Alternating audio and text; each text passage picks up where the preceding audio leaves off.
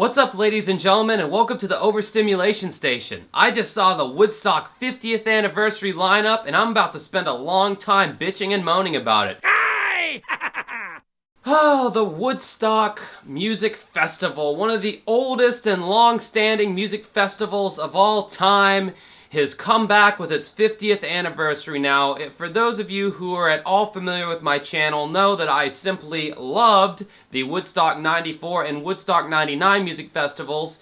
And the Woodstock 69 one, the first one, that was okay. A little bit before my time, to say the least, so I wasn't so much vibing on those bands, but I thought what they were doing was really cool at the time. Woodstock was supposed to stand for this kind of countercultural hippie epitome, and that it was. A lot of people say the hippie movement died with Woodstock, and then the Altamont Music Festival where the Rolling Stones played and some people died because of Hell's Angels or whatever. But anyway, when they brought back Woodstock back in 1994 for the 25th anniversary, I just thought the lineup was great. I thought that they had some really interesting, innovative bands. It had a very rock, kind of alternative energy to it, which, as many of you know, is my favorite kind of music. So I thought the Woodstock 94 lineup was really good, and then Woodstock 99 came out to mark the 30th anniversary of the Woodstock Music Festival, and that kind of brought in that whole... it was kind of the beginning of new rock, so you saw a bunch of bands like Korn and Limp Bizkit and Bush on the bill, but you know, I actually like some of those bands. In fact, I like a lot of those bands, and again, very rock energy, very high energy, to say that. And then we didn't really hear about Woodstock after that. Now, again, I did a whole video on the Woodstock 94 and 99 festivals that you should really go look. I'll put a card up here so you can check it out. To give you a brief synopsis, Woodstock 99 was essentially a dumpster fire, quite literally. There were huge bonfires started, the concert goers were tearing down the walls, looting, raping, and pillaging went on, and I'm not even exaggerating, all those things happened. So I think Woodstock Ventures decided to take a step back for a while and say, you know, maybe the world's not ready for Woodstock anymore. Maybe people have changed. But as time has gone on, and it seems like we as a general culture have gotten a lot more sensitive and fragile in our state of minds, I think the owners of Woodstock Ventures looked at 2019, the 50th anniversary, and said, you know what? If there's ever a point where hippies can flourish again, it would be 2019. So they announced the lineup recently, and we're going to walk through this lineup, okay? Because I got a lot to say about it. So it's no surprise to anybody that the state of rock is all but on life support right now. There are no big rock star bands anymore. And that kind of sucks for me, because being the age I am, I grew up where that music reigned supreme. To me, to my eyes, it seems like rap and hip-hop culture have overtaken, by far and wide. There is no chance for rock to ever come back. And this lineup pretty much assures me that feeling is true. Day one of Woodstock 50th anniversary, Friday, August 16th, the first headlining marquee band is The Killers. The Killers? Okay, wasn't their last big album in 2003, the album Hot Fuss? The album that, granted, it did set the world on fire at the time, and there are a lot of Killers fans out there because of that one album. But can you honestly say they've done anything worth a shit since that album? So essentially they've been coasting on this name for almost 20 years now? That's their first marquee band on the first day, on the first night or whatever? Not off to a good start. So then we have Miley fucking Cyrus. Hannah Montana is the second in the order, the pecking order, because you know in festivals the biggest name is always the first, and then second, third, fourth, fifth, etc. until the font gets so small you need a magnifying glass to read the band. Miley Cyrus is number 2. Hannah Montana. What has she done what music has she done that's good? Aside, what music has she done, period? She's the Wrecking Ball girl, right? I hit me like a wrecking ball! Swinging on, naked on her little chain, disappointing her dad. And then she did Party in the USA, which people only ironically like. And I don't know. I can't really, besides a couple of throwaway hip-hop songs, that's all she's done. And she's second billed on the first day for the big bands. And then you got Santana. Okay, fair enough. Carlos Santana was at the very first Woodstock. He's a legit guitar player. I have no problem with Santana on the bill. Now, you will notice with the 50th anniversary, they did this a lot. A lot of the Woodstock 69 alumni, they have brought back. I didn't even know all these people were still alive. But the list of people that they've brought back from the original festival is staggering if you compare it to Woodstock 99, where they purposefully left off the Woodstock 69 alumni, I guess as a way to brand themselves as the hip festival of the late 90s, because, like I said, new rock and facial piercings were in, and wearing Jinko jeans were in, and, these old fogies from the late 60s were out. Well, you know what? Times have changed, and they are back in. Because we have the return of Santana, John Fogerty of Clearance Clearwater Revival, John Sebastian from Loving Spoonful, Dead and Company, which is basically 3 of the members of the Grateful Dead, along with John Mayer. God, that's like a trifecta of fuckness right there. Then you got David Crosby from Crosby, Stills, Nash & Young. You got Country Joe McDonald, which what the fuck has that guy done in the last 50 years? You got Canned Heat. And then you got Hot Tuna, which is a side project of Jefferson Airplane. So you have a huge chunk of the Woodstock 69 alumni coming in. I mean, what are they going to have? Jimi Hendrix Bones, like on some kind of puppet strings, playing the guitar? I mean, they got almost everybody here. Except for decent bands like The Who and, some of the other bands that played Woodstock 69 that escaping me right now. Why couldn't you gotten The Who? That would have been cool. Who gives a fuck about Canned Heat? I'm sorry. Who cares? Country Joe McDonald? What, has he been in the foothills this whole time? Smoking his tobacco?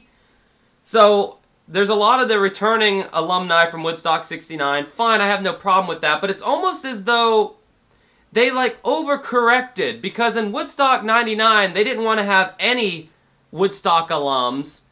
And now they have way too many. And I think it sets a weird tone, because I almost feel like folkiness was the theme of Woodstock 50th anniversary, Woodstock 2019, whatever you want to call it, because as we continue to go through the lineup here, we see, just some of the most watered-down folk wannabe music. We got the Lumineers. Who isn't sick of this band at this point? Honestly, who is saying, God, give me more Lumineers and Mumford & Sons? I love that music. I mean, that was pretty quickly debunked by most people as some faux, folky, whatever you want to call it. So then we move on and we got Run the Jewels, which is the hip-hop in this festival is some of the most random. They have some of the most random hip-hop acts in this festival. It goes from the obscure, like Sir and some of these other groups in here, to the groups like Run the Jewels, which is the kind of go-to rap group that you bring to all these festivals. They somehow gained a bunch of hipster credibility, and they've seen them from Bonnaroo to Coachella to any other festival. They're like a festival staple. And then you got Akon. Literally, Akon hasn't put out an album in about 5 years. Why is he on this festival? Some way more worthy act could have been on here. Now, Akon is a guy, I think he's purchasing clean drinking water for the children of Africa or something. So, as a guy, he's fine, but musically, what the fuck? Then you got Princess Nokia. And this is just awful, awful music. Her music is just the worst. Take a listen to this. My little titties, my fat belly. My little titties, my fat belly. My little titties, my fat belly. Is this what we've devolved to where this gets a spot on the Woodstock 50th anniversary festival? What the have you people lost your fucking minds? Moving on. As we run through the lineup here, we see the Head and the Heart, Maggie Rogers, Michael Franti and Spearhead, Bishop Briggs, Anderson East. This is another thing. I have not heard of 80% of these bands on this lineup. I actually went and listened to almost every single one of these bands, at least one of their songs, and they have picked the most sleepiest, the most toothless folk indie music. I swear to Christ, every artist I listen to, aside from the random hip-hop group or the random reggae group, it was like one sad boy or sad girl with an acoustic guitar in what sounded like a massive room where they were just singing their sad little songs. And I'm just like, dude, where is the rebellion? Where is the energy, the youthful exuberance that we saw in literally all the other Woodstock festivals? Then we get to day 2. We get Dead and Company as the band headlining. The first band that you see, fair enough, Grateful Dead, legendary, they were at the first Woodstock, whatever. Any band from the 69 lineup that's playing this festival, I take no issue with, personally. Like, I don't have a problem with them. I just question some of the selections. But I mean, God bless you. If you're able to have, like, lived that long to make it to the 50th anniversary of the festival. I mean, not to mention, these guys were probably at least in their 20s when they were playing the first festival. So the youngest age of a lot of these guys and women or whatever is like 70s. Gotta be. At least 70s. Then we get Chance the Rapper. Who gives a fuck? I mean, Chance the Rapper, the second headliner of a Woodstock festival. Alright. Cool. That's, I mean, honestly, like, when I take a step back, though, it's like, dude, it could have been Drake and Lil Uzi Vert and Lil Yachty and Lil Durk and Lil Wayne. Could have been filled with that trap rap shit. So, I mean, at least it's not that, but this ain't no better, really. I mean, at least that trap rap shit, it's got a little bit more energy, honestly, than some of this sleepy-ass music. You got the Black Keys, which is one of the token rock bands on this entire bill. In fact, I counted out the rock bands, and some of these rock bands are arguable. It's arguable if they're even rock bands. You have the Killers, you have Jack White's band, the Raconteurs, you have the Black Keys, you have Portugal the Man, which, again, arguable if Portugal the Man is even fucking rock. You have Rival Sons, which is actually a pretty solid rock band. And when I listened to them tonight, it was the first time I heard them, and I'm like, it's really not asking a whole lot to just get a solid rock band in there that's doing something that just sounds cool, has some energy, has some gusto to it, that is actually a fucking, like, rock concert. Wait till I refresh your memories of the Woodstock 94-99 lineup and compare it to this lineup and experience the feeling of your mind being blown at the complete lack of balls in this lineup. And when I say balls, I'm not referring to it's a bunch of women. I'm saying, the lack of just kicking your ass, the lack of anything exciting. As far as rock goes, continuing on, Cage the Elephant, which again, Cage the Elephant, I don't know if I even consider them a rock band. I guess they are. Sure, we'll throw them in. And then finally, and a lot of people aren't fans of them, the very controversial band here, Greta Van Fleet. And even though I totally feel like they're a Zeppelin ripoff, they're probably going to be one of the more interesting bands to watch just because their youthful exuberance and they're actually playing rock music. And that's the thing. If you look at a lot of these rock bands on here, a lot of them haven't done really anything good in the last 10, 15, 20 years, and they're just having to scrape the bottom of the barrel because that's how little society and media is pumping up rock music or alternative rock or whatever vein of rock you want to call it. It's literally like nowadays, like, you're either going to listen to trap, rap, hip-hop, or you're going to listen to this small pocket of sad boy, sad girl, singer-songwriter, folky, just watered down indie folk. It's like there's literally, those are the two polarities here. I really have to bust out the lineups from the previous Woodstocks to really drive home what I'm talking about. Woodstock 94, we have Blues Traveler, Jackal, Live, Sheryl Crow, Collective Soul, Candlebox, The Violent Femmes, Joe Cocker, The Cranberries, Blind Melon, Cypress Hill, Henry Rollins Band. You had Primus, fucking Primus. They were so crazy. What was... Go and watch the video for those damn blue-collar tweakers, Primus, Woodstock 94. The whole audience is jumping up and down like a huge wave of people.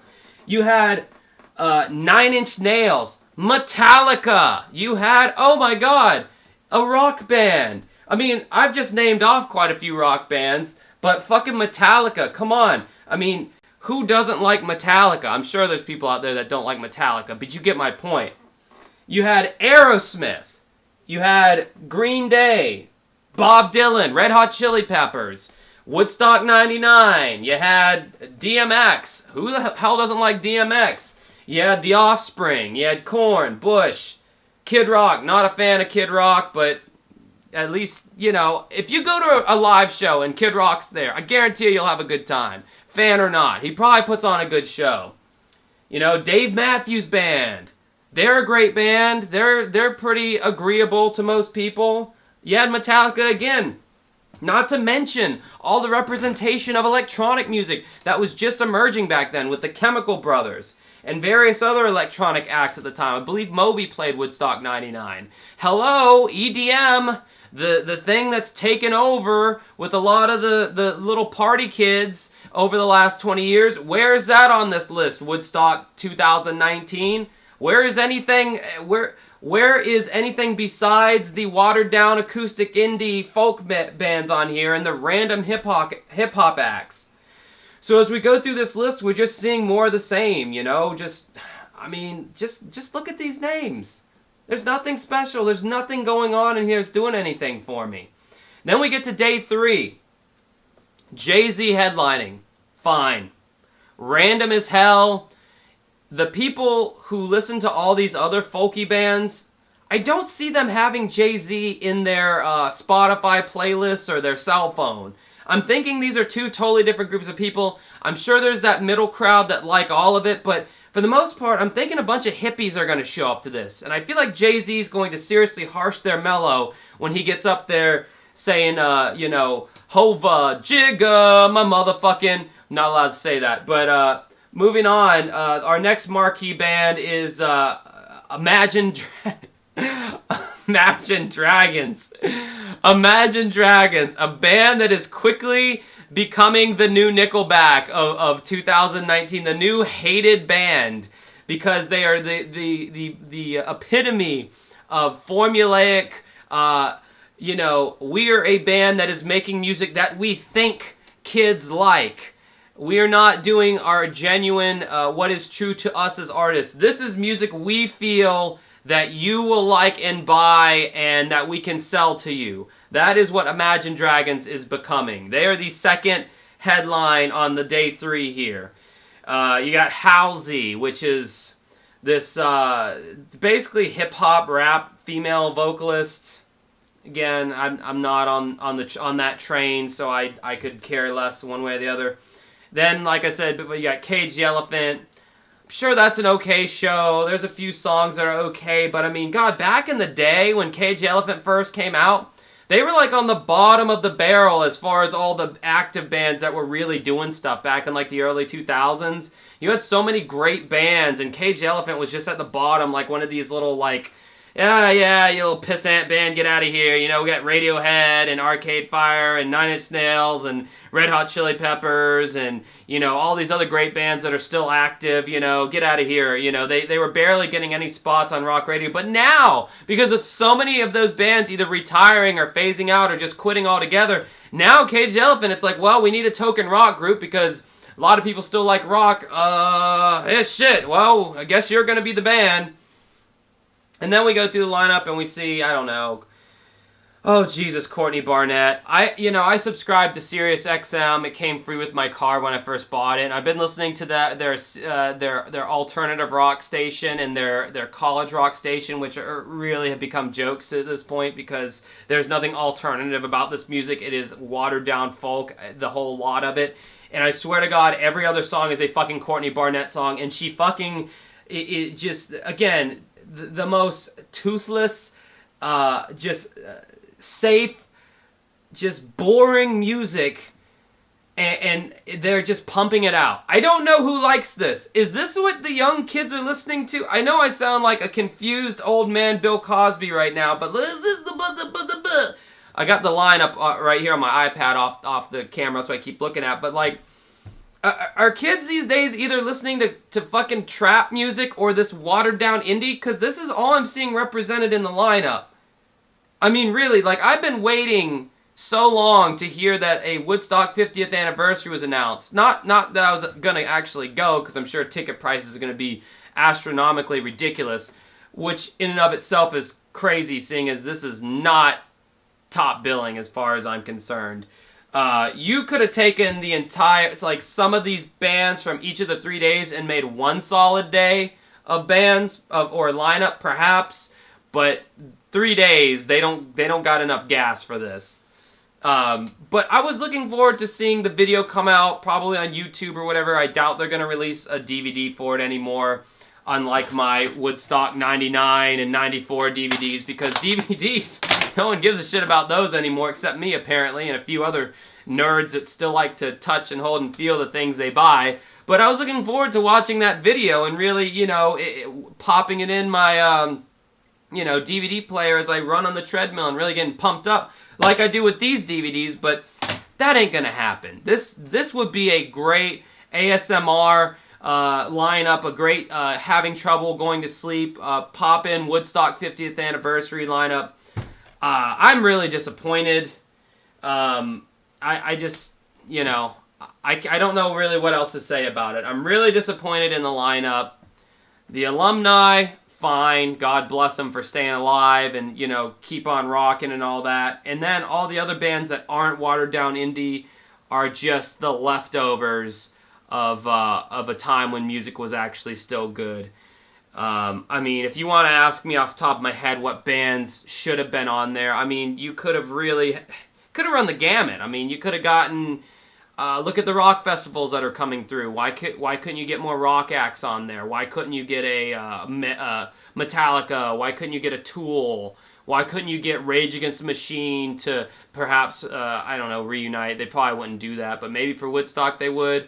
And that's another thing. I mean, if you go on their website, and you gotta like this, go on their website now, Woodstock.com, they've completely done this revisionist history thing to where they don't want you to know that Woodstock 94 and 99 ever existed.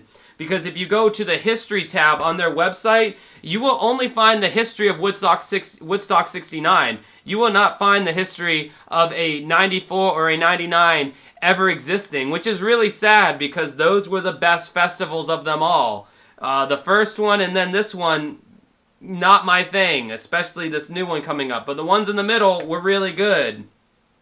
You could have gotten a lot of good bands on here. Def Leppard, Avenged Sevenfold, Cake, Primus is still a band. Red Hot Chili Peppers are still a band. I could keep going and going, really, if I really want to sit down and go through it. But they dropped the ball. They're trying to pander, and man, they did a good fucking job, because this is some pandering, boring-ass music going on here. And Old Man Josh is signing off now. Thank you for listening to me rant. Really, check out my Woodstock 94 and 99 little mini documentary video I made. You'll see how cool those festivals were. I have some other videos around me that you might really also like enjoying.